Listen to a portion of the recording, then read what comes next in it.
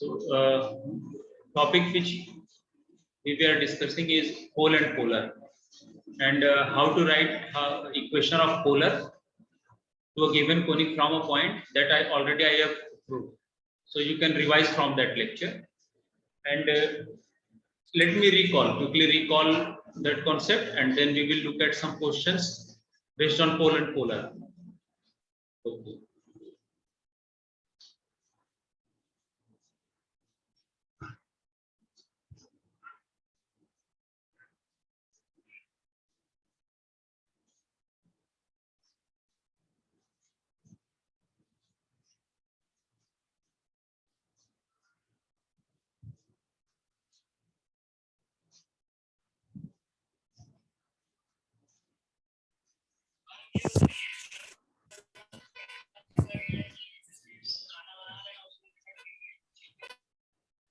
So topic pole and polar.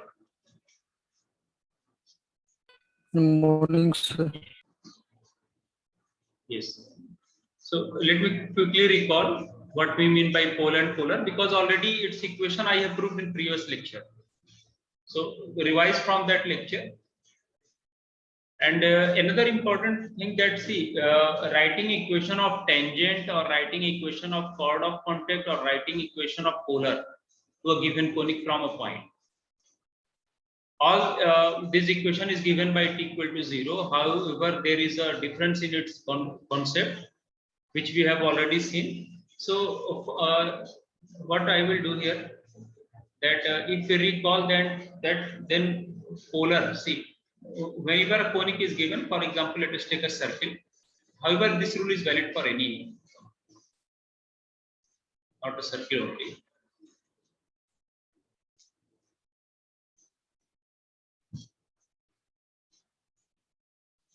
And suppose a conic is given to us, if its equation is s equal to 0, and a point is given to us, a point P is given to us, say point P is given to us, then from this point, what we have to do, we have to draw the variable chords. And suppose it cuts at A1, B1. Suppose this first conic cuts at A1, B1. Then at this point, you have to draw tangent. At the extremities of the chord, you have to draw tangents. Suppose tangents are T1 and T2, and they meet at this point. Okay. Now again take another points. Again take another variable chord. Let me draw it with some different color. So you can see that. Let me draw this one. Let us take this variable chord. Okay. So at this point, if you try to draw the tangent, then what will happen that, see, at this point, if we try to draw the tangent, then they will intersect at on this line. Similarly, one can call this one as A2. Again, let me draw another chord which cuts it's at A3 and B3. Again, try to draw here, tangents at the extremities of this point. Then we have to show. Then obviously, see, this diagram is not. I am trying to express the concept here. So so what we need to do, first of all, we need to draw variable chords from the given point P to the conic is equal to 0. And at the points where it cuts the conic, at the point at which it's cut the conic, draw tangents. So you will observe that all those are going to cut, all these tangents are going to intersect on a common line. This common line is called as polar. For this conic is equal to 0 from the point P. So this one is the equation of polar, and also I have discussed it in mathematical term. You can see that, see, if this chord and this polar, suppose it intersect at Q, and I can call in general this point as A and in general this point as B.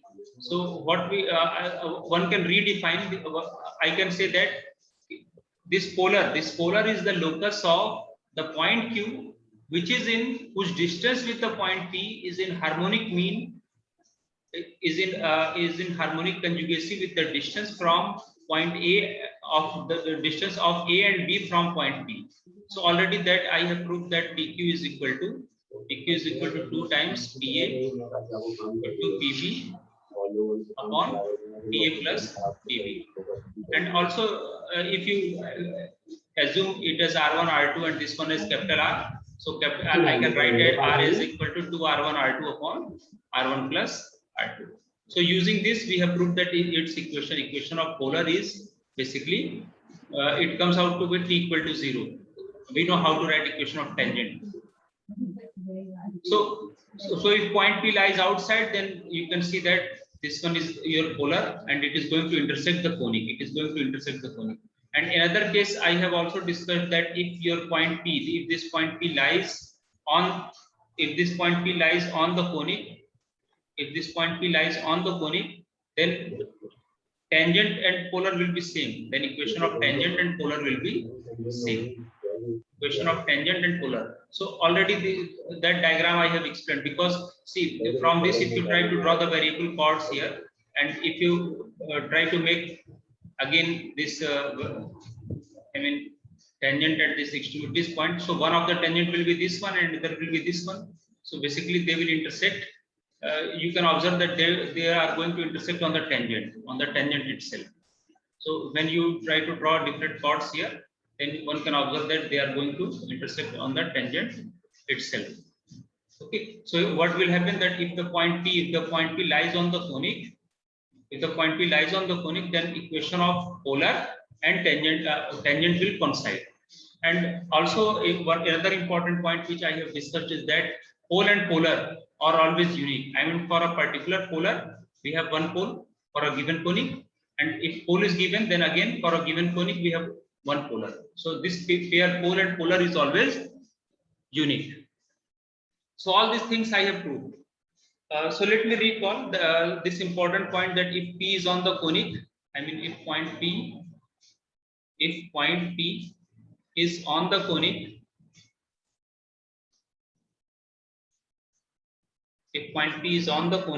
the polar of P is the tangent of at P.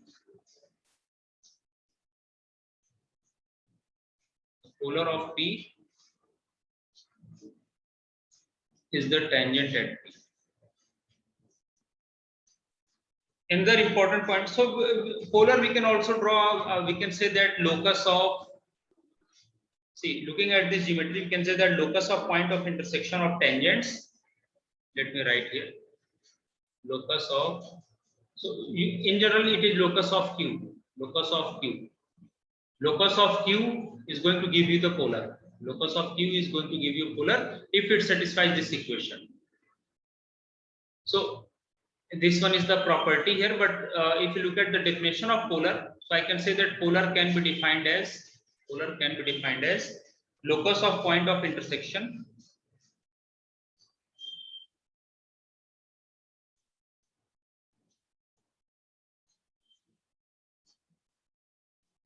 locus of the point of intersection of tangents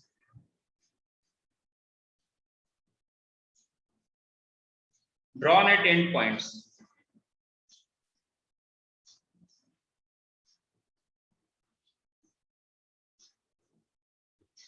of a variable chord.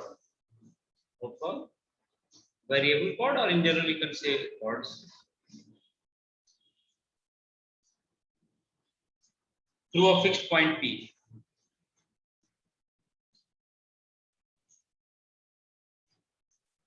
Through a fixed point P.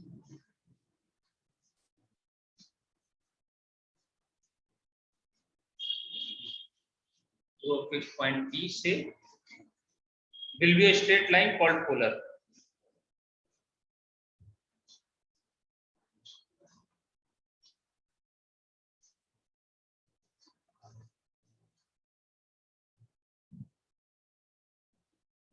And from where its equation is derived, that already I have proved in previous lecture. So this one is the diagram of. Sir, Yes. Sir वो second radius वाला जो sir आपने question लिखा sir वो समझ नहीं आ रहा sir, R1 R2। आपने पिछला लेक्चर नहीं देखा, पिछले लेक्चर में कराया तो था। ये तो डेफिनेशन है ना, ये तो इस डेफिनेशन को आपको फॉलो करके प्रूफ करना है, ये इस तरह डिफाइन किया गया है। आप प्रीवियस लेक्चर देख लें एक बार, ठीक है। This one is the definition that locus of Q satisfying this equation will give you a straight line, and that is called as polar. So using this definition, I have proved its equation, and that comes out to be same equation. I mean, the way of writing equation of polar is what equal to 0, and how to write equal to 0 we already know. ठीक है ना? x square को क्या लिखते हैं, x(x1), y square को y(y1), वो चीजें मैं ऑलरेडी आपको करा चुका हूँ। सर अगर पोलर पोलर इक्वेशन दिया हो सर, पोलर जो हम स्टैंडर्ड कोऑर्डिनेट मतलब ज्योमेट्री है और बोला मतलब इक्वेशन लिखना हो सर पोलर का तो कैसे? आपकी माइक में कुछ प्रॉब्लम, ऐसा करें ना किसी और, आप अपने इनके क्वेश्चन में कोई और रिपीट कर दें, क्या कह रहे हैं।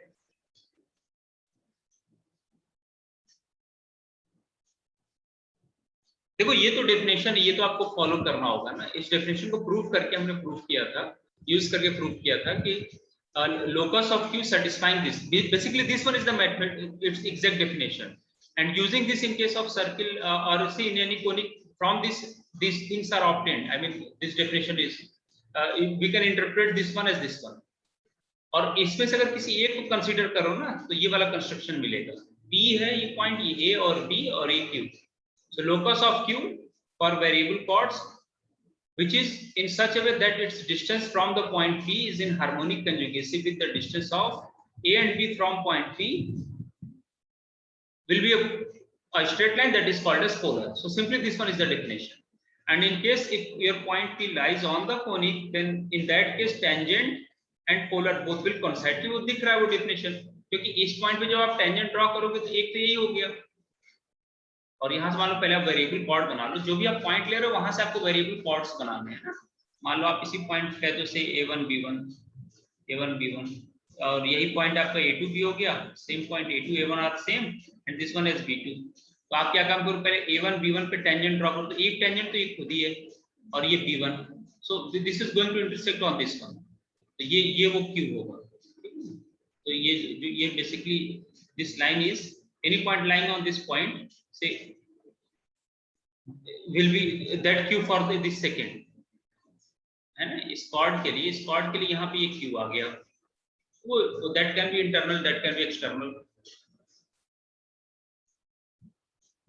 ये हो गया लोकस ऑफ द, देखो अब लोग यहाँ देखो क्या कह रहा है, locus of the point of intersection of tangents at which place, at the end point of variable chord है। किसी भी वेरिएबल कॉर्ड के आप पहले एक पॉइंट से वेरिएबल कॉर्ड्स बनाओ, फिर इनका जो एंड पॉइंट है उस पे क्या बनाओ, टेंजेंट्स बनाओ, और टेंजेंट्स का इंटरसेक्शन ये जो लिखा हुआ है, locus of the point of intersection of tangents drawn at the end points of a variable chord. किसी एक फिक्स्ड पॉइंट से पास होने वाले जितने भी वेरिएबल कॉर्ड हैं उन सब के एंड पॉइंट पे आपको क्या बनाना है, टेंजेंट, और वो tangent basically they are going to intersect on a line, on a fixed line, and that line is called as polar. तो हर पॉइंट के लिए पोलर यूनिक होगा किसी पर्टिकुलर कोनिक के लिए, ठीक है। तो ये डेफिनेशन है, और इसके कुछ इंटरप्रिटेशन, ये एक्चुअली ये देखो बुक में क्या किया है, पहले आपको इस रिलेशन को यूज करके, ये आपका एग्जैक्ट डेफिनेशन है, locus of Q polar is basically locus of Q satisfying this one. इससे प्रूव किया गया कि पोलर का इक्वेशन क्या निकल के आएगा, t = 0, जो मैंने पिछले लेक्चर, और फिर उसके बाद ये उसके इंटरप्रिटेशन है ना, ये उसके इंटरप्रिटेशन है कि that can be also expressed in this. Pole के लिए क्या करेंगे, देखो पोल का अगर आप डेफिनेशन रिकॉल करो, जस्ट कन्वर्स, अगर रिवर्स देखो, suppose this one is the polar, ठीक है, ये सपोज करो ये पोलर है, आपको दे रखा है इस कोनिक के लिए। अब आपको पोल निकालना तो क्या करोगे, आप इस पे पॉइंट लो, इस लाइन के ऊपर पॉइंट लो, वहां से आप टेंजेंट ड्रॉ करते चले जाओ, जो भी कोनिक दे रखा है उस पर टेंजेंट ड्रॉ करते चले। सपोज कि टेंजेंट यहाँ आया और यहाँ आया, इन दोनों पॉइंट को ज्वाइन करने वाले कॉर्ड आगे बढ़ा दो, okay. Take another point, draw tangent to the conic, and look, this is the chord joining that point, ठीक, इसे extend करो। So all these chords obtained are going to be concurrent at some point, है ना। ये सारे chords जो होंगे किसी न किसी पॉइंट पे concurrent होंगे, तो उस पॉइंट को क्या कहेंगे, पोल। ठीक है, उस पॉइंट को कहेंगे पोल।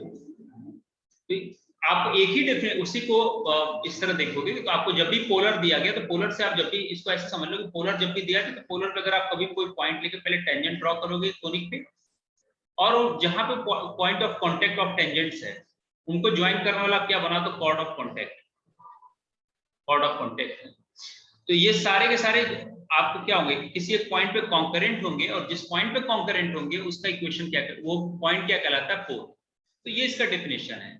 अब वो अलग बात है कि पॉइंट बाहर लाई करेगा तो पोलर जो होता है वो इंटरसेक्ट करता है इस केस में कोनिक को। पॉइंट अगर इस पे इटसेल्फ कोनिक पे लाई करे तो उस केस में क्या होगा कि टेंजेंट और पोलर एक ही हो जाएंगे। अच्छा, यहाँ पे इसको दूसरी तरह से भी देख सकते हो, जैसे अगर आपको पोल का इक्वेशन निकालना हो ना, तो अगर आप पोलर पे, जो आपको पोलर दे रखा है उस पे कोई पॉइंट ले लो, and from that point this chord from this point you are drawing this tangents, you are drawing the tangents, ठीक है ना, इस पॉइंट से हम टेंजेंट ड्रॉ कर रहे हैं। और कॉर्ड ऑफ कांटेक्ट क्या होता है, जो आप पेयर ऑफ टेंजेंट जो ड्रॉ करते हो, तो जिस पॉइंट पे ये point chord of contact of tangents, point of tangents होता है, उनको ज्वाइन कर दो क्या मिल जाता है, chord of contact of tangents. ठीक है, so you can say that chord of contact of tangents is going to meet the pole. ऐसे भी आप कह सकते हो कि if you take any point on the polar, then its chords of contact of tangents is going to meet the pole। कह सकते हैं कि नहीं हम यहां से, तो कुछ चीजों इंटरप्रेट करना सीखो। ये तो आपका डेफिनेशन हो गया। Excuse me sir. हाँ, तो इसमें लेक्चर को तो बुक से एक बार आप इसको और पढ़ के देखेंगे। Excuse me sir. हाँ बताएं। Sir, when will be the tangents meet at the center as polar is passing through center ना? क्या आवाज साफ नहीं आ रही, दोबारा रिपीट करें, क्या कह रहे हैं? Sir, ये है ना sir locus of the point of intersection of tangents। हाँ हाँ हाँ, locus of the point of intersection of tangents, very good. हाँ तो बताएं क्या डाउट है यहाँ पे? It means tangents also intersect at the center of the circle। Particular circle के पर्टिकुलर केस में ना, but this is true for any conic. वो तो मैंने ज्योमेट्री एक्सप्रेस करने के लिए सर्किल ले लिया है, but this in other conics it may or may not. देखो पैराबोला के पास तो कोनिक सेंटर नहीं होता, अभी आप पढ़ोगे आगे, पैराबोला के पास सेंटर नहीं होता। Yes sir। तो वो सेंटर कॉन्सेप्ट हर जगह नहीं करते, ठीक है। सर वर्टेक्स जो होता है, Excuse me sir। हाँ हाँ Sir, if polar is passing through center ना, circle of center, it हाँ, means that tangents also intersect at center। If क्या कह रहे हैं, It's pole is passing through center. जी polar yes sir। हाँ हाँ, It means tangents also intersect at center ना, at any point where the polar is passing। Tangents also intersected centre मतलब क्योंकि सर लिखा है locus of point of intersection of tangents। locus है ना sir, अच्छा, polar is a locus। अच्छा एक मिनट वेट करो, मैं आपको नेक्स्ट पे से बता रहा हूँ, वेट करो। मुझे लग रहा है आप ये कह रहे हो कि polar passes through center, or what you are trying to say? Polar passes through center or pole is at center, what you are trying to say? मैं पोल पास टू सेंटर, तो polar is a locus of points of intersection of tangents ना sir. Yes, yes. तो it means के जो point जो tangents हैं also intersect at centre. Tangents also intersect at center, आप समझाएंगे क्या कहना चाह रहे हैं? Tangents क्या intersect at center? देखो एक चीज समझो पहले, आप ये देखो, if point P is inside somewhere, if your point P is inside somewhere, then at the then how to draw right polar? Try to draw variable chords here. So let me name these chords as A1 B1। First chord is A1 B1, और इस वाले पहले A1 B1 पहले एक chord बनाओ। आप variable chords बनाना उस point से पास होने वाले, इस पॉइंट इस पे आप टेंजेंट ड्रॉ करो। ये A1 हो गया, ये B1 हो गया, ठीक है ना। तो यहाँ पे टेंजेंट्स इंटरसेक्ट किए। अब एक काम करो, ये आपको सेकंड कॉर्ड है, मान लो मुझे, मैं इसको नाम दे रहा हूँ A2 नाम दे दिया और इसको दे दिया B2।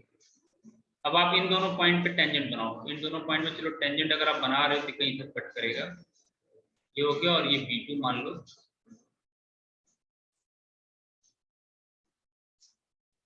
ठीक है, ये मान लो सपोज के यहाँ कट किया, ठीक है, तो आप इन दोनों पॉइंट को ज्वाइन करने वाला एक लाइन बना दो पहले। So this one is your polar. Yes ये सर। तो मैंने अब सिर्फ समझने के लिए दो बनाए, लेकिन आप इस तरह से और भी बना सकते हो, इस तरह से और भी कॉर्ड ले सकते हो, बट तो आप देख लो जो पॉइंट अगर अंदर लाई कर रहा है, I mean if point is lying inside the conic, then polar is not going to intersect the conic.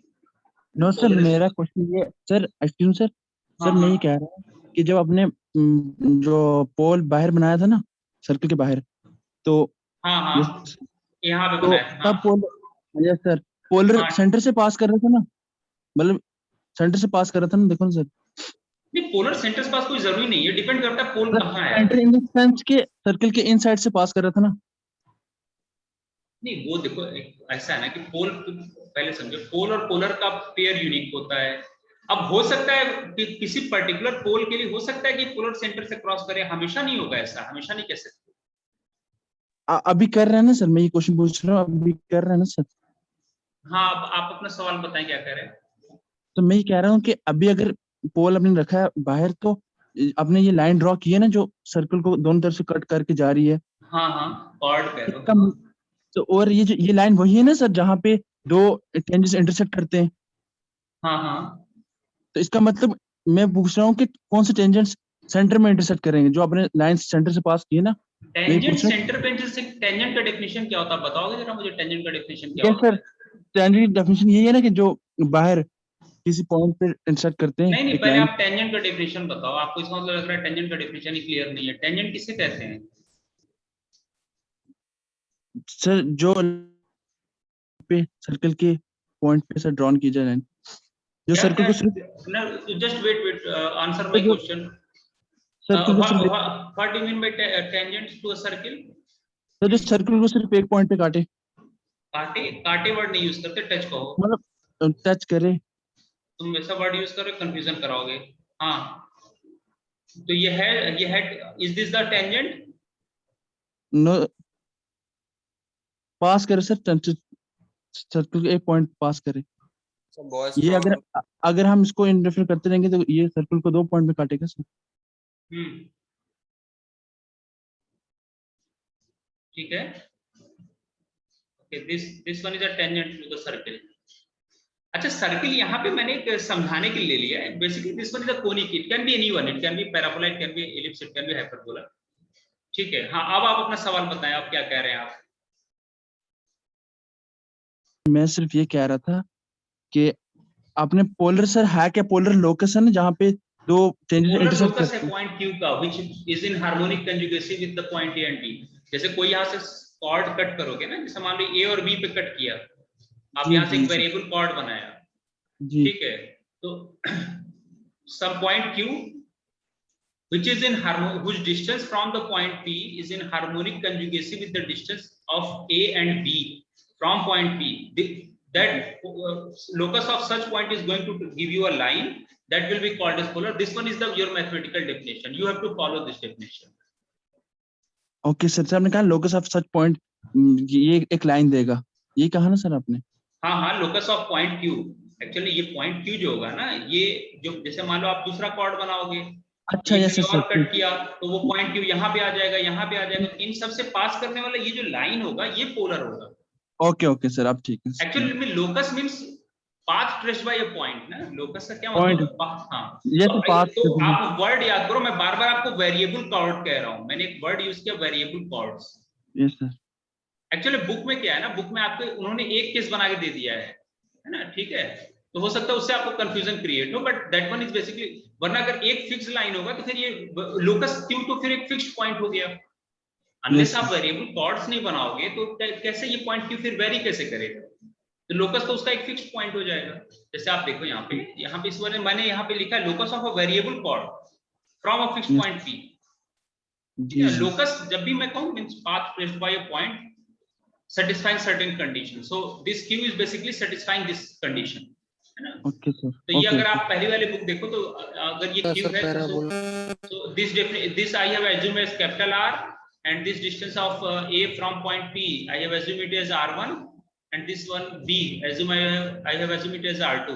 So if capital R is in such a way that it is in harmonic conjugacy with the distance R1 R2, then locus of such point Q is going to give you a line which is called as polar, है ना, ये चीज ठीक है। Okay, sir. ठीक है, कोई बात नहीं, डाउट पूछ लिया। सर हाँ, so this Sir, one is not a अगर, tangent, this कोई one is not a point- tangent। Yes, sir. तो Yes. बताया था टेंजेंट बेसिकली देखो, टेंजेंट के लिए हमेशा लिमिटिंग केस यूज किया करो। Take any chord which intersect the given conic at A and B, and then take A tending to B, so this chord will reduces to a tangent, है ना। आप ये otherwise this one is a particular case. See if you just say that equation of a line touching the a conic at a given point is called tangent, so that definition is not completely true, because this is the case in which line is touching this one, so in this case it is not tangent, ठीक है ना। तो वो incomplete definition, हमेशा आप limiting case use किया करो, ठीक। तो आप देखो यहाँ से क्या क्या, अब मैं इसको दूसरी तरह से इंटरप्रेट करना चाह रहा था। हाँ यस विकास बताएं। विकास आपके माइक की आवाज सही नहीं है, आप अपनी सवाल किसी और को बोल दे, वो रिपीट कर दे, आपकी आवाज बिल्कुल नहीं समझ में आ रही। हाँ बोल के देखें एक बार, फिर मैं देखता हूँ। सर मैं ये कह रहा हूँ कि जैसे सर जैसे कि अगर पोल दिया है सर, और किसी स्टैंडर्ड इक्वेशन का जो जैसे कि पैराबोला है आपका हाइपरबोला है, अगर उसका पोलर इक्वेशन निकालना है तो सर कैसे निकालेंगे अगर अरे पोल मैं आ दिया रहा हुआ है हूँ सर? हाँ ठीक है विकास, अच्छा क्वेश्चन है, मैं आ रहा हूँ उस बात पे, घबराए नहीं किया। चलो मैं पहले थोड़ी थोड़ा एक्सप्लेन कर दूं, तो उसके बाद मैं उसी पे आता हूँ। सर इसका जस्ट इनवर्स भी बताना, जैसे सपोज मान लीजिए पोलर इक्वेशन दिया है और पोल निकालना हो सर स्टैंडर्ड इक्वेशंस के। एक्चुअली आज की क्लास में मैं यही कराने वाला हूँ बेसिकली। मैं वो तीनों चारों केस करा देता हूँ, घबराए नहीं, मैं तीनों पहले इसको समझ लें। देखिए मैंने जो आपको यहाँ पे तीसरी इंपॉर्टेंट चीज जो बताई, अगर आप ऐसे करो, देखो एक जो और इंटरप्रिटेशन है, सपोज किया कि ये आपको पोलर दे रखा है ना, this one is polar, this one is equation of conic S equal to 0, conic is given, polar is given, and look, see if on this polar, in this polar, let me take a point, say alpha beta, and from this point let us try to draw the tangents to the given conic। उल्टा देखो जरा, इसको visualise करो, देखो ये सब बड़ा use होगा अभी आपको जब क्वेश्चन सॉल्व करते हो ना, आपको ज्योमेट्री विजुलाइज करने में यूज होगा। What I am saying that take any point on the polar, say alpha beta, from this point draw tangent to the conic, so these are the point of contact of tangents। now from this try to draw chord of contact, see from this point you can also look at any, if you take any point on the polar, then from this line will be called as chord of contact, होगा कि नहीं chord of contact। इस point के लिए इस conic पे क्या होगा, chord of contact का डेफिनेशन यही तो होता था, chord of contact। now take any other point, say any other point here, in place of alpha beta takes any other point, again do the same thing, and from this point draw tangents and then draw the chord of contact। so suppose it intersect at this point P, then this point is basically your chord, I mean sorry, this point is basically your pole। मैंने ये कहा कि आप इस तरह भी सोच सकते हो कि अगर पोलर अगर आपको दे रखा है, पोलर दे रखा है, तो उस पर कोई भी point low, I mean variable points लेते जाओ और उनसे आप कॉर्ड ऑफ कॉन्टेक्ट ड्रॉ करते चले जाओ। ये सारे कॉर्ड ऑफ कॉन्टेक्ट ना किसी एक पॉइंट पे कॉन्करेंट होंगे, किसी एक पॉइंट पे कॉन्करेंट होंगे, और जिस पॉइंट पे वो कॉन्करेंट होंगे that point is called as pole. तो आप क्वेश्चन सॉल्व करते हो कि इस तरह भी देख सकते हो कि इस पॉइंट आई मीन पोलर पे कोई पॉइंट लेके, और ये पेयर ऑफ टेंजेंट का इक्वेशन क्या होता है, पेयर ऑफ, देखो ये दोनों किसकी तरह का बिहेव करेगा, this equation, suppose this one is some point से say q, not to name it alpha beta. Take any variable point q on this polar, and from this we are drawing pair of tangents. These two are called as pair of tangents, है ना. ये क्या होगा, pair of tangents. Pair of tangents का equation क्या होता है, क्या आपको कराया था. Pair of tangents, I mean these two are pair of tangents, and its equation is given by ss1 equal to t square. और ये किसका इक्वेशन होगा, this one, this is your chord of contact. इसका equation होगा chord of contact. Chord of contact का equation of tangents, chord of contact of tangent. देखो ना, ये tangent था, यहाँ पे टेंजेंसी के पॉइंट थे, उनको ज्वाइन करने वाला chord, तो इसे क्या कहेंगे, chord of contact. इसका इक्वेशन क्या होता है, t equal to 0, equal to 0. तो पोल को आप इस तरह भी डिफाइन कर सकते हो. ठीक है. अब इसको समझने के लिए ना, अब आप कुछ सवाल समझो तो आपको ज्यादा समझ में आएगा. कुछ काम करता हूं मैं, कुछ क्वेश्चंस कराता हूं तो आपको और क्लियर होगा. तो देखो, अगर आपके इसमें पहला एग्जांपल जो है page number 75, page number 75. Question is find the pole of the line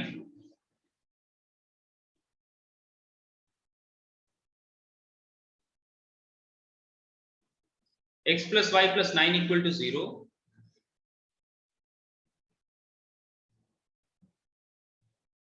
with respect to the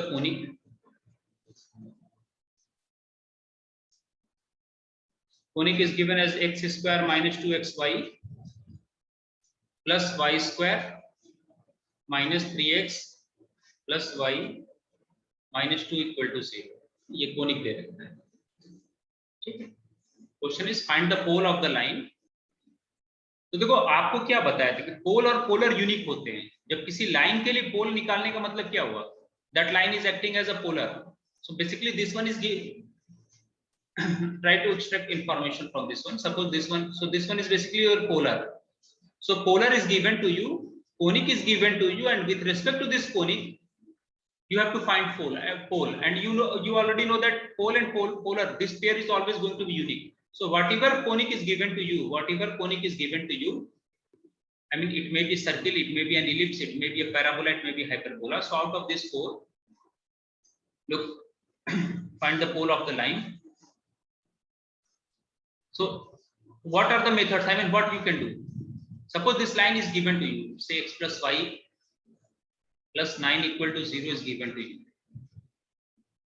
So you can do, okay, suppose its pole is, one method is, I mean, method one is assume that its pole is say alpha beta. Let say the pole be say x dash y dash or alpha beta, whatever you want to assume, but from the starting we are assuming x dash y dash. So let me suppose pole is say x dash y dash. Suppose the required pole is x dash y dash to this polar for the conic s equal to 0. Let me call this one as s equal to 0. So then how to write equation of polar? Then equation of polar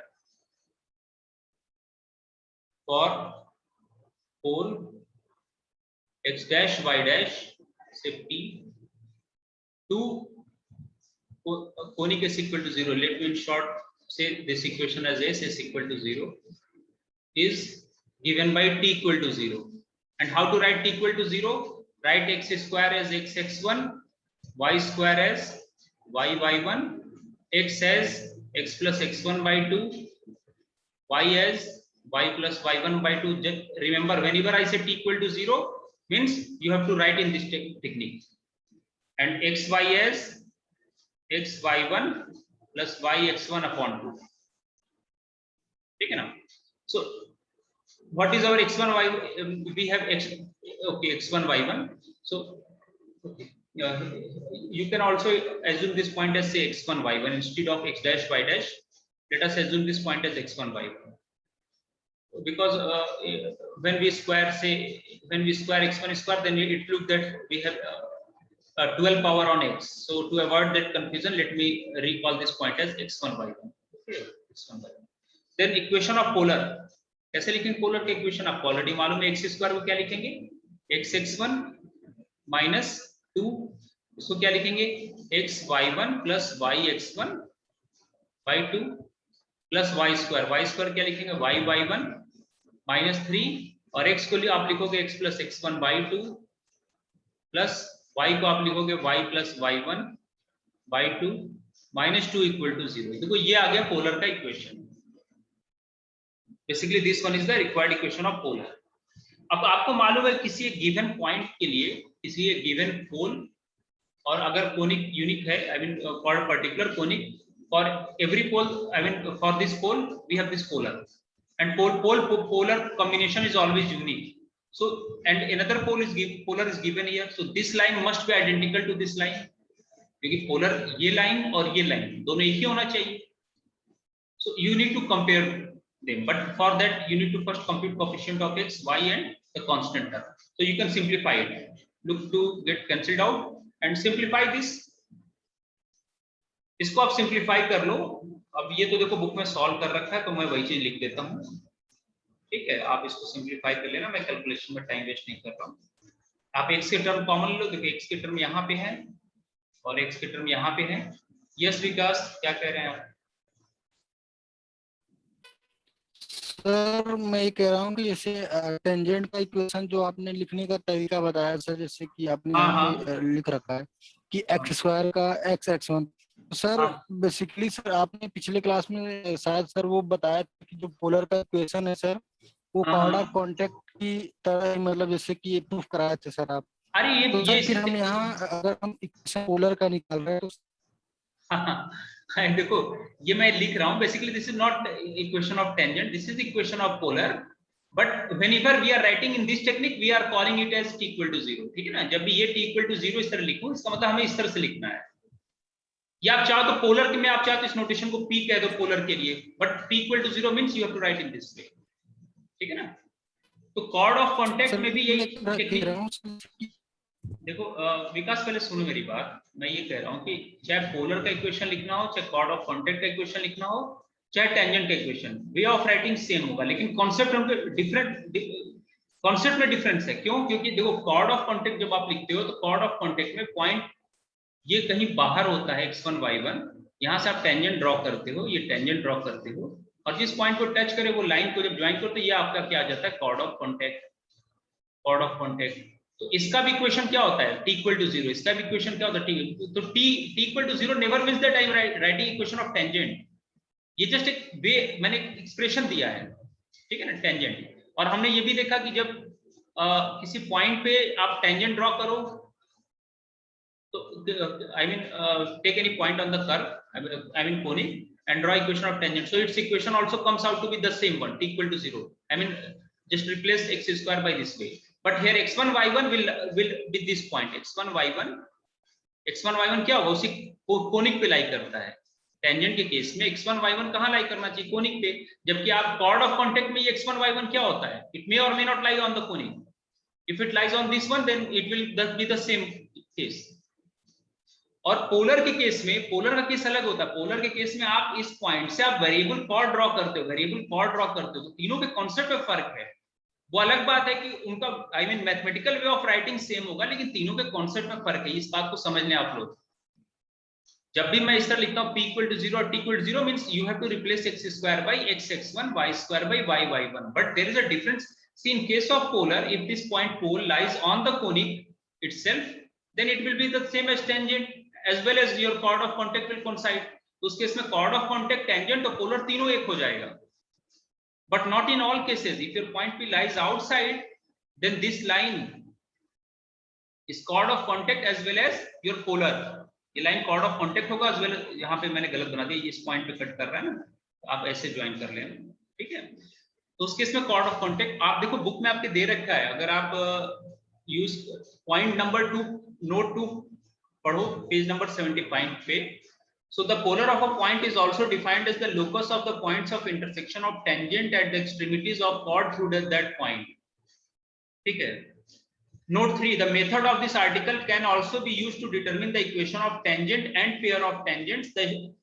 Okay, first of all, it is easy to notice that the polar of a point and the chord of contact of tangents, polar of a point and the chord of contact of tangent that can be drawn from the point to the conic are one and the same thing. देखो ये चीज जो मैं यहाँ आपसे कह रहा था ना कि chord of contact का polar एक हो, क्योंकि जब ये variable of chord बनाते रहते हो तो आप इसको बढ़ाते जाओ, तो उस केस में ये basically tangent is also chord. The only difference is that it is going to intersect at the same point. A and B will be the same. So in that, so this is the reason why chord of contact and polar both are same. Chord of contact and polar both are same. So that is what written on page number 75, note 1. It is easy to notice that polar of a point and the chord of contact of tangent that can be drawn from the point to the conic are one and the same thing. The polar of a point is consequently sometimes defined as the chord of contact of tangents from that point. We shall, however, treat this only as a property of polar. तो ये basically आप ऐसे कह सकते हैं polar की एक property है chord of contact, लेकिन पोलर का जो एग्जैक्ट डेफिनेशन है वो आप हार्मोनिक कंजुगेसी वाला यूज करोगे हमेशा. उसके बाद ये सब इसके पर्टिकुलर केसेस होते हैं, ठीक है ना. तो अब देखो ये equation, since let me name this equation as 1 and this one is equation 2. Since equation 1 and 2 are represent same, equation 1 and 2 represent same polar. अच्छा है, तो आपको उम्मीद है तीनों में डिफरेंस समझ में आ गया होगा, है ना. In some cases they will coincide, tangent, chord of contact and polar will coincide, but not in all cases. But the way of obtaining their equation is the same. I mean x1 y1 may or may not lie on conic in every cases. तो concept में difference है, concept में difference, but the way of writing their equation is same. ठीक है. इसीलिए देखा होगा कि जब मैं डिराइव कर रहा था तो तीनों में अलग अलग टेक्निक से डिराइव हुआ है. तो आपसे पी मत, तो आप चाहे इसको आप अपने नोटेशन चाहे इसको p इक्वल टू 0 लिख. जब मैंने पोलर कह दिया और t इक्वल टू 0 कहा तो भी इसका मतलब क्या हो गया, हम पोलर का इक्वेशन लिख रहे हैं, लेकिन way of writing t equal to 0 means x square को हमें इस तरह से लिखना है, x x1, y स्क्वायर को कैसे लिखना है, y y1, और x को क्या लिखना है, x plus x1 by 2 and so. ठीक है ना. तो अब इन दोनों कंपेयर कर दो तो x का कोएफिशिएंट यहाँ पे कितना है 1 और यहाँ x का कोएफिशिएंट ये है, तो ये क्या होना चाहिए, कोएफिशिएंट प्रोपोर्शनल होने चाहिए. तो आप इनको लेके सॉल्व कर दो. तो यहाँ से कितना हो गया, यहाँ से कोएफिशिएंट हो गया 2x dash minus 2y dash minus 3 upon 1, और यहाँ y कोएफिशिएंट हो गया 2y dash minus 2x dash plus 1 upon y coefficient यहाँ 1 है, 1 is equal to constant term. देखो x y को छोड़ के इसमें x dash y dash constant है. अच्छा x डैश y यहाँ मैंने उल्टा लिख दिया है, ये x1 कर लेना आप लोग, x डैश को x1, क्योंकि हम लोगों ने बाद में पॉइंट चेंज कर दिया था, मैंने बुक से देख के लिख दिया. इसको आप लोग हर जगह x1 y1 कर लेना, ठीक है ना, हर जगह x1 y1 कर लेंगे. इक्वल टू कांस्टेंट टर्म कितना हो गया, ये y1 minus 3x1 minus 4 upon, और यहाँ कांस्टेंट टर्म कितना है 9 है. अब आप क्या काम करोगे, एक बार इसको इसके साथ और एक बार इसको, क्योंकि आपको पॉइंट x1 y1 जो निकालोगे वही तो चाहिए आपको. यहाँ पे भी आप चाहे x1 y1 कर लेना, इसको बिना x1 y1. अब आप इन दोनों को सॉल्व कर लो तो वो पॉइंट ऑफ इंटरसेक्शन आ जाएगा. तो आप इसको जब सॉल्व करोगे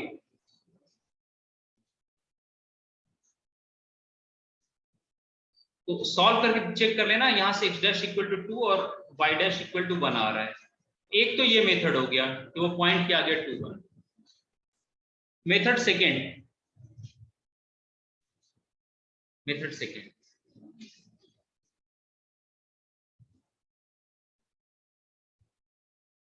ठीक है. तो पहले मेथड में हमने क्या किया, पहले मेथड में हम लोगों ने अगर आप देखो तो हमने क्या किया कि हमने कहीं एज्यूम कर लिया पोल है, और इस पोल के लिए से आप गिवन कोनिक पे पोलर दे रखा है, तो आपने पहले इस कोनिक के लिए पोलर का इक्वेशन लिख दिया, क्योंकि आपको मालूम है कि पोल और पोलर का पेयर यूनिक होता है. So if suppose this one is the required pole, x1 y1 is the required pole for this line, then from this point if you write equation of polar,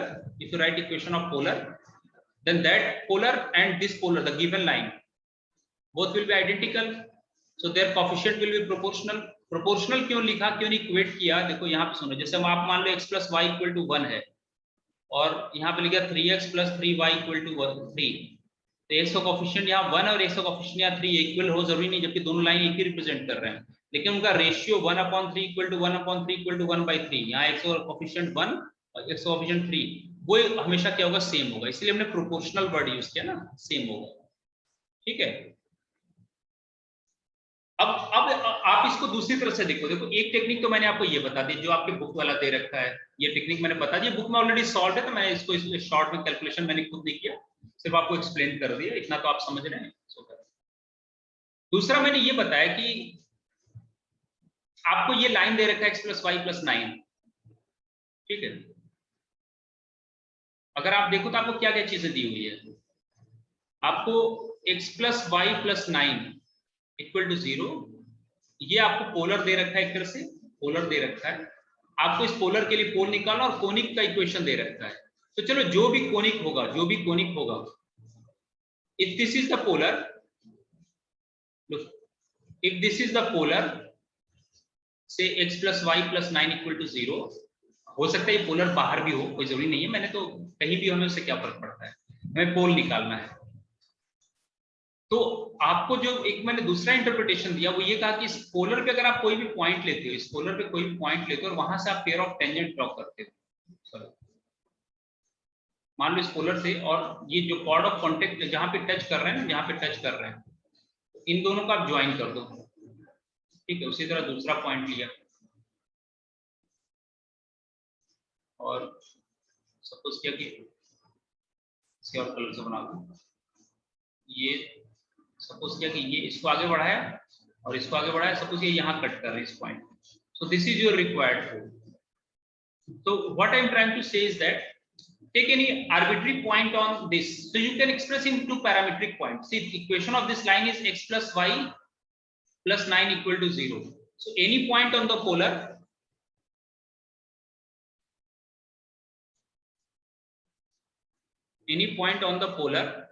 x + y + 9 = 0 is parametric ले सकते हो आप। x = t assume कर लो तो y कितना आ जाएगा, यहाँ से x को अगर t एज्यूम कर लो तो y हो जाएगा 9 - x means 9 - t। So you can say that any point, I mean parametric वाला हमने ले लिया, so is t and 9 - t होगा कि नहीं, ये पॉइंट इस लाइन पे लाई करेगा कि नहीं, एनी पॉइंट। हाँ, now look, assuming this one as t and 9 - t, you can write, you know how to write equation of chord of contact of tangent। इस पॉइंट के लिए, इस पॉइंट के लिए chord of contact of tangents होगा कि नहीं, और अगर आप t को वेरी कराओगे, जैसे t की वैल्यू मानो 1 फिक्स कर दिया तो 1 और 8 एक पॉइंट मिला, t की वैल्यू 2 रखोगे तो 2 और 7 दूसरा पॉइंट मिलेगा, तो ये पॉइंट इस लाइन पे वेरी करेगा जैसे जैसे आप t की वैल्यू चेंज करोगे ना। So basically this is variable because t belongs to real number, so this point is going to change, that will give you variable tangents, और जो ये variable tangents को जो pair of I mean tangents को, point of contact of tangents को आप जब meet कराओगे तो ये chord of contact होगा, और सारे chord of contact कहाँ by definition कहाँ कट करते हैं, पोल पे। So first of all write equation of chord of contact of tangents for this point to the given conic। तो अगर आप देखो तो आपका कोनिक कितना दे रखा है, conic is given as x² - 2xy + y² - 3x + y - 2 = 0, ये आपको कोनिक का इक्वेशन दे रखा है, दिस इज से s = 0। Now equation of chord of contact, equation of chord of contact from the point say t, 9 - t, t, 9 - t, t2 conic s = 0। अब मैं बार बार इतना बड़ा इक्वेशन लिख नहीं रहा हूं, इसको मैंने एक शॉर्ट नोटेशन दे दिया, 2 is given by t = 0। अब t = 0 यानी कि टेंजेंट मैंने यहाँ पहले लिख दिया, मैं chord of contact का इक्वेशन लिख रहा हूँ, t = 0 means you have to replace x² by x(x1), y² by y(y1) and xy by xy1 plus yx1 by 2। so this is your basically x1 and this is your y1।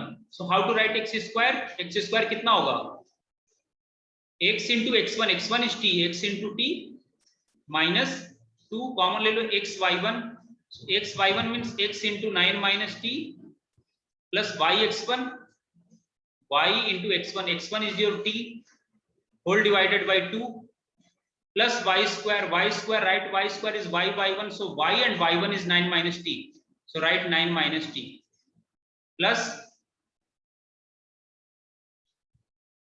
minus 3x, sorry, minus 3, and write x as x plus x1 by 2 plus y, write y as y plus y1, y plus 9 minus t upon 2 minus 2 equal to 0.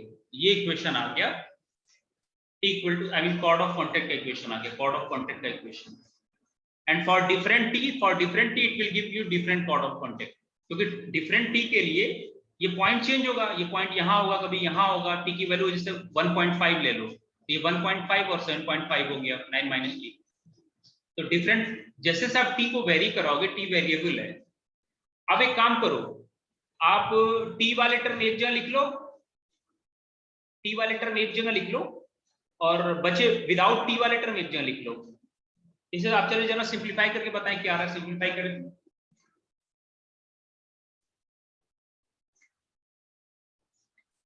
Simplify करें, देखिए 2 2 से cancel हो गया, और t वाले term common ले लो पहले.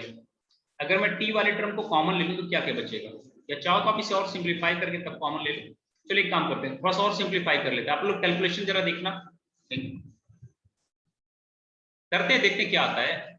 यहाँ पे एक इंपॉर्टेंट पॉइंट है जो मैं आपको बताना चाह रहा हूँ, इस वजह से हालांकि बुक में ये मेथड नहीं दिया हुआ है, but this is also very good method. Actual में ये ज्योमेट्री समझाने के लिए कि हम लोग कर रहे हैं, जो मैंने आपसे कहा ना, chord of contact of tangent वो मीट करते हैं, कॉन्करेंट होते हैं. जिस पॉइंट पे कॉन्करेंट होते हैं बेसिकली वही पोल होता है. If you take common, I think you will get the same these two equation. You will get these two equation. ये जो ये आया था ना, ये दोनों इक्वेशन मिलेगा. But let me simplify. तो यहाँ से कितना हो गया, एक्स टी माइनस 2 टाइम्स और 9x minus 90, 9x minus 90 plus y t plus 9y minus y into t minus 3 by 2x minus 3t by 2, okay, plus y by 2 plus 9 by 2 minus t by 2 minus 2 equal to 0. ये है. अब एक काम करो, आप इसमें t वाले term सब कॉमन ले लो. t कहाँ कहाँ है, देखो एक तो यहाँ पे आएगा, यहाँ से x आ गया, ठीक है, और यहाँ पे t आएगा minus 9, यहाँ पे t आ गया प्लस, सॉरी माइनस, ये 2 से मल्टीप्लाई किया ना, माइनस 9 टू 18 माइनस 18 प्लस 18, और यहाँ से अगर आप t कॉमन लेते हो तो माइनस 2y, और उसके बाद यहाँ पे कॉमन लोगे तो ये कितना हो जाएगा, माइनस y, ठीक है, और यहाँ से कॉमन लोगे तो माइनस 3/2, ये टर्म कॉमन हो गया, और यहाँ पे शायद ये आ गया minus half. Sir minus T तो नहीं आता सर, माइनस 9t नहीं आता सर, माइनस एक्स टी आता ना. किस वाले टर्म में, पहले वाले में सर यहाँ हम लिखे ना जहां से आप ऊपर से आए हो, 9x minus 9t, 9x minus, अच्छा हाँ सॉरी बिल्कुल ठीक, 9x माइनस xt होगा ये. तो इसके लिए मैंने कौन सा टर्म लिखा था, सेकंड वाला, ये यस सर, t लिखा तो यहाँ x हो जाएगा ना, minus 2x, sorry minus 2x, very good, minus 2x minus c plus. अब विदाउट t वाले टर्म लिख डालो, विदाउट t वाले टर्म. सर 2 कैंसिल हो गया ना सर, कहाँ पे कैंसिल हो गया, लास्ट वाले में सर जहां आपने लिखा है माइनस 2x वो आएगा नहीं, माइनस 2x नहीं आएगा ना, 2 कैंसिल हो गया, ऊपर देखो ना सर. अच्छा हाँ, ये तो 2 और 2 कैंसिल हो गया था. हाँ यहाँ तो 2 लिखने की जरूरत ही नहीं है, वेरी गुड. तो यहाँ पे 2 अब हटा दें, 2 यहाँ पे हट जाएगा, और कहाँ हटेगा, है ना ये, हाँ ठीक है, 9x minus xt plus yt. हाँ ये 2 तो पहले कैंसिल हो गया था, मैंने वो किया उसको. तो t कॉमन लिया था, यहाँ से tx हो गया, माइनस एक t इसमें कॉमन है तो ये माइनस x और प्लस y प्लस माइनस, हमने क्या लिया कॉमन, t कॉमन ले लिया था, तो माइनस y बचेगा, ये माइनस y है, ये माइनस 2y मैंने कहाँ से लिख दिया, अच्छा ये माइनस y बचेगा, माइनस y, और यहाँ से t कॉमन लोगे तो माइनस y. अब ठीक है, ये दोनों जगह नहीं होगा. अब विदाउट t वाले टर्म आप लिखो. हाँ सर ये प्लस x होगा ना, यहाँ जो आपने t के बाद जो ब्रैकेट में लिखा है x माइनस एक्स, तो माइनस एक्स नहीं होगा, प्लस एक्स होगा। यहाँ पे अच्छा ये माइनस और माइनस, हाँ प्लस r नेगेटिव है ना। वेरी गुड वेरी गुड, बिल्कुल सही, x प्लस एक्स है, ठीक है। Yes, अब sir. विदाउट टी वाले टर्म आप कंप्लीट करो, विदाउट टी वाले टर्म। तो विदाउट टू वाले टर्म कौन सा, देखो एक तो ये हो गया माइनस एक 9x, माइनस 9x, ये वाला टर्म हो गया। दूसरा विदाउट टी वाला हो गया प्लस 9y, प्लस 9y, ठीक है, प्लस 9y, और minus 3/2x, minus 3/2x, plus y/2, plus y/2, और प्लस 9/2 माइनस 2, प्लस 9/2 माइनस 2। इनको एक ब्रैकेट में लिख लो और plus t times this equal to 0। तो देखो ये इक्वेशन आपका किस टाइप का आ गया, ये कुछ इस तरह आ गया ना, L1 plus lambda L2 equal to 0। अगर आप कुछ देर के लिए इस t को लैम्डा कह दो तो ये किसका इक्वेशन होता है।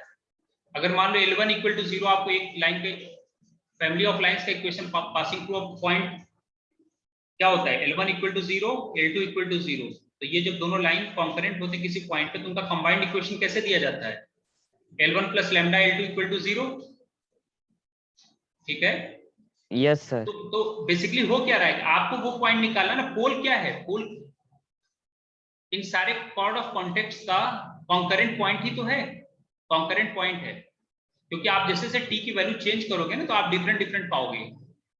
तो अब यहां से तो for this pole, for this point pole, this line, all this has to be 0। देखो L1 इक्वल टू 0 दे रखा है, L2 इक्वल टू 0, तभी तो आप निकालते हो L1 प्लस लैम्डा L2, तो इस पर्टिकुलर पॉइंट का मिलेगा। लेकिन इसको ये दोनों दो लाइन अगर आके यहाँ इंटरसेक्ट कर रहे हैं और आपको अगर ये पॉइंट निकालना हो, so you have to equate this one as 0 and you have to equate this one as 0। तो इन दोनों को अलग अलग, इसको भी 0 इक्वेट करके सॉल्व कर दो, इसको भी 0 इक्वेट करके सॉल्व करो। तो यहाँ से जो x y की वैल्यू आएगी, basically that will give you the point of contact, ठीक है, दैट विल, यही तो है ना वो पॉइंट x y। तो x y आप यहाँ पे रखोगे, इन दोनों को आप पहले इक्वेट करके 0 सॉल्व कर दो, इसको भी 0 सॉल्व करो, इसको भी सॉल्व करो। देखो यही पॉइंट 2 और 1 आना चाहिए। एक काम करो, 2 अगर ये पॉइंट सही है 2 1, तो इस इक्वेशन को सेटिस्फाई करना चाहिए। अगर ये इक्वेशन गलत नहीं, कैलकुलेशन मिस्टेक नहीं है, तो 2 और 1 इसको 2 और 1 रखने पे 0 हो जाना चाहिए। जरा करके देखो हो रहा है क्या। माइनस, पहला इक्वेशन आ रहा minus 9x plus 9y minus 3/2x plus y/2 plus 9/2 minus 2। इसमें जरा x और y रख के देखो। और सेकंड इक्वेशन, क्योंकि इन दोनों को इंडिपेंडेंटली 0 होना जरूरी है, x प्लस 6 2x हो गया, और minus y minus 2y, 2x minus 2y, and minus 3/2 minus 1/2 कितना हो गया, माइनस 4/2 माइनस 2। Yes sir. अब अगर ये 2 1 सही है, पता नहीं, मुझे तो डाउट हो रहा है, खैर चेक करके देखते हैं। इफ दिस 2 1 इज, अगर ये उसको फुलफिल करना चाहिए, नहीं होगा तो हमने कहीं कैलकुलेशन मिस्टेक किया, देख लेते हैं। x की वैल्यू में 2 रखो तो 2 × 2 4 माइनस 2 × 1 माइनस 2, तो 4 माइनस 4, हाँ हो तो रहा है 0, आगे ना 0। Yes sir. अगर ये पॉइंट सही है तो इसमें रखने, इस वाले भी पार्ट में x y की वैल्यू आप 2 और 1 रखने पे ये 0 आना चाहिए। 0 का तुम्हारा कैलकुलेशन सही है, क्रॉस चेक कर लिया मैंने। लेकिन बेसिकली आपको आइडिया समझ में आ गया होगा कि मैं क्या कहना चाह रहा था, कि अगर आपको कोई पोलर दे रखा है तो आप उस पर कोई पॉइंट लेके अगर आप कॉर्ड ऑफ कॉन्टेक्ट भी ड्रॉ कर दो ना, अब तो कॉर्ड ऑफ कॉन्टेक्ट जिस पॉइंट पे मीट करेंगे सारे कॉर्ड ऑफ कॉन्टेक्ट, वही basically point of intersection, that point concurrent point is called pole. तो सिर्फ मैंने उसको प्रूव करने के लिए ये मेथड आपको बताया कि इस तरह भी आप सोच सकते हो चीजों को। हालांकि आंसर तो इससे हो गया था, ये तो और कहीं ज्यादा आसान मेथड है कि डायरेक्ट आपने कर लिया, लेकिन एक लॉजिक समझाने के लिए मैंने आपको ये पॉइंट एक्सप्रेस किया कि इस तरह से आप इसको कर सकते हो। ठीक है, अब मैं कैलकुलेशन नहीं करने जा रहा हूँ, वो आप खुद से देख लेना, इसमें रख के देख लेना, देख लो रख के आ रहा है सही आंसर ये। चलो आप, मैं इसको छोड़ देता हूँ, आप इसको खुद से कर लेना, मैं कैलकुलेशन स्टेप, क्योंकि मेरी अगली क्लास की है, तो आप लोग इसे करके कल दिखा देना मुझे कैलकुलेशन सही है कि नहीं। तो आपको मैंने 2 तरीके से बताया, और इसमें बचे जो क्वेश्चन है वो कल वाली क्लास में मैं डिस्कस करूंगा। सर हाँ कमेंट सर। सर आपने जब जो बताया कि टेंजेंट का इक्वेशन और पोलर का इक्वेशन लिखने का जो वे है वो सेम होगा सर। हाँ वो ऐसा करेंगे, कल डिस्कस कर लेंगे, क्योंकि ऑलरेडी सर छोटा सा मैं एक स्टेटमेंट अच्छा बाकी लोग एक काम सर करें, डिस्कस बाकी नहीं लोग आप करना लोग सर, क्लास मैं लीव कर दें, स्टेटमेंट मैं दे रहा हूँ सर। सवाल का जवाब दे देता हूँ। 1 मिनट वेट करें, जो मैं कह रहा हूँ। Okay, sir. कैलकुलस की क्लास स्टार्ट होगी, किसी ने मैसेज Yes, किया है, क्योंकि 10:10 पे ही 10 बजे शुरू होना था ना, 9:30 तो 10:15 पे। ठीक है, तो बाकी लोग जो इनको ज्वाइन करना कर ले। हाँ आप बताएं, क्या Yes. आपका सवाल है? सर जैसे मान लीजिए अगर पोलर इक्वेशन है सर, मान लीजिए पॉइंट ए और पॉइंट बी पे कोई मतलब सर्कल कर्व है सर, तो सर्कल पे पॉइंट ए और पॉइंट बी पे वो कट एक करते हुए मिनट पोलर में इक्वेशन आप जा जो रहा है बोलते सर। जाए ना, मैं बनाता चला जाऊँ क्या कह रहे हैं, क्योंकि हाँ सर एक पोलर पोलर इक्वेशन सर आप ड्रा करिए सर सर्कल पोलर की। पोलर तो लाइन होगा ना किसी कोनिक के। यस सर, कहाँ बनाना है यस सर, पोलर? हाँ कट यस सर, करने बनाना है कि बाहर बनाना है, कहाँ बनाना है बताते जाएं। कट करके बनाना है, कट ठीक है, कट चलिए सर। चलिए, मैंने पोलर बना दिया। हाँ फिर? Yes sir. सर पॉइंट ए और पॉइंट बी ले लीजिए सर, जो इंटरसेक्ट कर रहा है sir, point A point B. अच्छा, पॉइंट ए ले लिया और पॉइंट बी ले लिया। हाँ यस सर। अगर सर ये जो इक्वेशन है लिमिट ए बी 10 to 0, हाँ और जो ये हाँ, इक्वेशन है सर, वेरी अगर गुड। इसके इसका जो मतलब इक्वल होगा सर, वो टेंजेंट आएगा सर। हाँ हाँ तो सर कहीं ऐसा तो नहीं सर, इस वजह से मतलब जो इक्वेशन है लिखने का जो इक्वेशन वे है हमारा, हाँ वो हाँ, पोलर और बिल्कुल टेंजेंट एग्जैक्टली के। एग्जैक्टली, बिल्कुल सही है। वो एक्चुअल वो वही पॉइंट हो गया ना, कि अगर आपका जो वेरिएबल कॉर्ड जो आप बना रहे थे, बेसिकली एक था क्या, जैसे किसी पॉइंट पी से ना आप ये बना रहे थे, यहाँ पे वेरिएबल कॉर्ड्स बना रहे थे। तो वेरिएबल कॉर्ड्स तो इस तरह भी होगा, ये भी होगा, लेकिन जब आप इस तरह वेरिएबल कॉर्ड्स बनाते जाओगे तो एक स्टेज ऐसा आएगा कि जब ये इसको टच करते हुए जाए कोनिक को, ठीक है ना, तो वो भी तो यस उनको भी ज्वाइन करेंगे, तब भी ये यस कॉर्ड ऑफ कॉन्टेक्ट होगा, तब भी ये कॉर्ड ऑफ कॉन्टेक्ट होगा। और यही उसके, और ये इसी इक्वेशन को आप पोलर भी कह रहे हो, ठीक है, इसी इक्वेशन पोलर कह रहे हो। अब प्रॉब्लम ये हुआ कि इन केस ये पॉइंट खुद ही इसी पे लाई कर गया, तो अब ये जब, हाँ वो जब बी जब ए को टेंड करेगा तो ये लाइन किस में हो जाएगा चेंज, ये लाइन ये आ जाएगा basically. Suppose B A approaches to B और B approaches to A, suppose B approaches to A, B अगर ए पे आ गया तो ये पोलर किस में हो जाएगा, ये बेसिकली ये लाइन इस तरह घूम के आ जाएगा ना, टेंजेंट हो जाएगा। क्या हो जाएगा? टेंजेंट हो जाएगा। यस। तो this is the one of the way. लेकिन वो एक्चुअल में हुआ क्या ना, कि ये तो मैंने कॉर्ड ऑफ, अगर आप पीछे लेक्चर आप देखो तो पीछे लेक्चर मैंने प्रूव किया कि कॉर्ड ऑफ कॉन्टेक्ट का भी इक्वेशन, जो एक लाइन को नहीं कट कराते थे कोनिक से, आपको याद होगा एक लाइन को कोनिक से कट कराते थे इंटरनल डिवीजन लेकर, और फिर वो लैम्डा में क्वाड्रेटिक इक्वेशन बन जाता था, lambda square S plus 2 lambda T, exactly मुझे इक्वेशन याद नहीं है, 2 lambda T plus H dash equal to 0। तो इन केस अगर पॉइंट जो है वो, ये पॉइंट जो आप ये पॉइंट ले रहे हो ना, ये पॉइंट अगर यहाँ लाई कर गया, कोनिक पे लाई कर गया, तो ये वाला टर्म 0 हो जाएगा, और ए और बी दोनों पॉइंट कोइंसाइड कर जाएंगे। तो एक जब आपका ये 0 हो गया, एक लैम्डा 0 हो गया, तो दूसरे को 0 होना पड़ेगा। तो यहाँ से इस कॉमन लोगे तो आपको पीछे का लेक्चर रिकॉल कर लो, मैं यहाँ पे plus lambda S plus 2t equal to 0, एक तो यहाँ से लैम्डा इक्वल टू 0 आ गया। अब लेकिन इस पॉइंट पे दोनों रूट आपको कोइंसाइड करने चाहिए, तो दूसरा यहाँ से क्या आ गया, लैम्डा इज इक्वल टू हो जाएगा -2t अपॉन एस, है ना। अब इसको 0 होने के लिए t को 0 होना पड़ेगा, और t वही टर्म है जो टेंजेंट जो हम लिखते थे। तो बेसिकली आइडिया सेम है, ठीक है ना, कि जब b जब a को टेंड करेगा तो दोनों पॉइंट कोइंसाइड कर जाएंगे।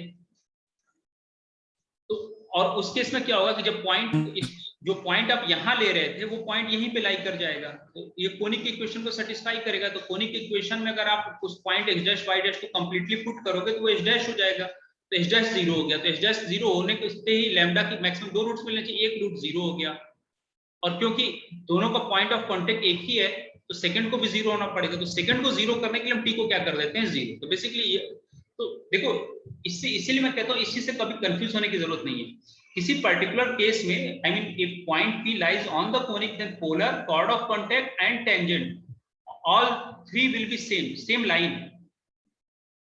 But if point p lies outside, then tangent and polar may not be same. Chord of contact and polar will be same, ठीक है ना, क्योंकि पॉइंट ऑफ टेंजेंट के लिए सबसे पहली रिक्वायरमेंट होती है जिस पॉइंट पे आप ड्रॉ कर रहे हो वो पहले कोनिक पे लाई करना चाहिए, जबकि पोलर केस में जरूरी नहीं है, पॉइंट बाहर भी हो सकता है, अंदर भी हो सकता है, या इस पे भी हो सकता है। ये डिफरेंस समझ में आया आपको? Yes sir. ठीक है ना, तो आप इस पे और सोचना, फिर नेक्स्ट क्लास में डिस्कस करेंगे, मेरी अगली टोपोलॉजी की क्लास है। तो आप जरा इन ठीक तीनों है। प्रूफ को देख लेना एक बार, पीछे जो मैंने तीनों प्रूफ, इसी वजह से ना, देखो मैंने आपको, अगर एक ही प्रूफ होता वो अलग बात है, वो पर्टिकुलर केस हो जाएगा कि जब आप पॉइंट जो है उसी कोनिक पे लाई कर गया तो उस केस में पोलर और कॉर्ड ऑफ कॉन्टेक्ट तीनों कोइंसाइड कर जाएंगे, वो एक अलग चीज है, लेकिन हमेशा ऐसा नहीं होगा। ठीक है। सर एक डाउट और है सर, अगली क्लास में पूछ लेंगे। हाँ ठीक है, कल वाली क्लास में। Thank you. ओके।